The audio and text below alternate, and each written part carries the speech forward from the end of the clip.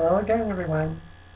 Just completed a video a few moments ago, and I'm just going to try to keep it short, but just to add a little bit more about the SRS and the quality of life. Um, so anyway, to just kind of sum all of that up, there's really a lot more to talk about on it, but the point I'm trying to make is the whole gender reassignment surgery, SRS, sexual reassignment surgery, which I think is the verbiage for gender reassignment surgery. I think it's more appropriately titled gender, not sexual. But at any rate, that quality of life, I think, when you've chosen to take that path and live as a female and become female, um, and identifying as female with our dysphoria, we're only trying to align that gender dysphoria with our gender. And if you're going to transition, or I'm going to transition my gender to the opposite sex of what I was biologically born, it doesn't line up with my thought process to have a penis. It just doesn't. I know maybe for some of you it does, but it just somehow doesn't correlate. It's more conducive for me to have a vagina.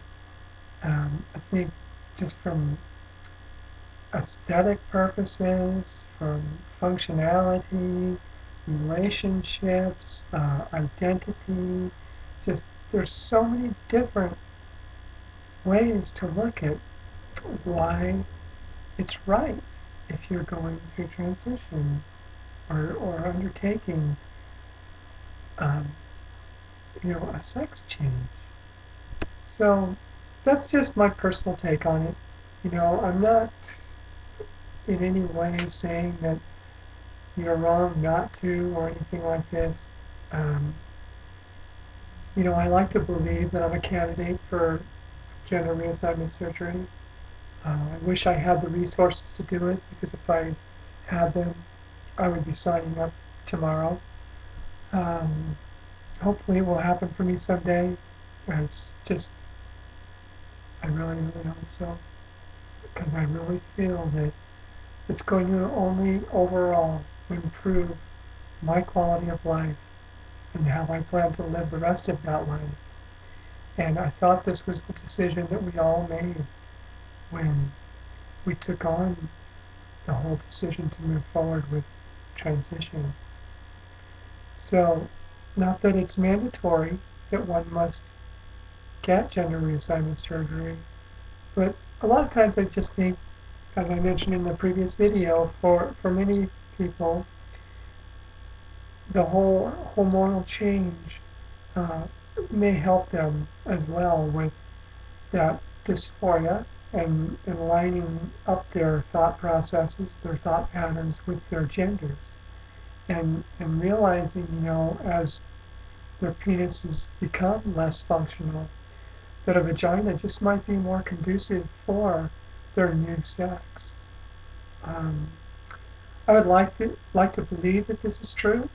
I would really love to hear some post-op girls um, speak on that subject specifically, um, from the perspective now that they're post-op, and you know from as opposed to when they had a functional penis, and now they have a vagina that for the most part the girls can be relatively functional post-op.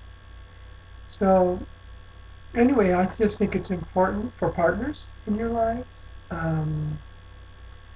because I'm basically not a homosexual, and my penis is off limits to men, period. Um, I will still perform for genetic females today that choose to desire my penis, but it's not a high priority for me. My penis I don't dislike it. Just it's not paramount for my uh, interactions with males or females. But I would like to be pleasing to my partner. And if my partner's a bisexual or a male seeking a penis, he's not my partner.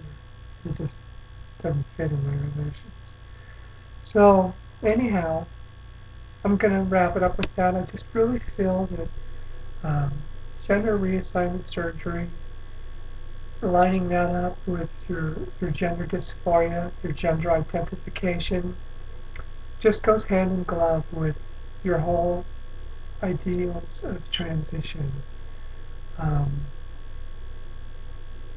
Boy, I really look forward to topics about SRS, GRS, the pros and cons of why people choose to or not to go forward with it. But for me, I really feel that it would only be an improvement for anyone that's becoming female to better align themselves with their gender, and I think could only improve the quality of their lives. So anyway, I hope you're all well. Uh, Hope to hear some new videos from you all soon. All take care, okay? Bye.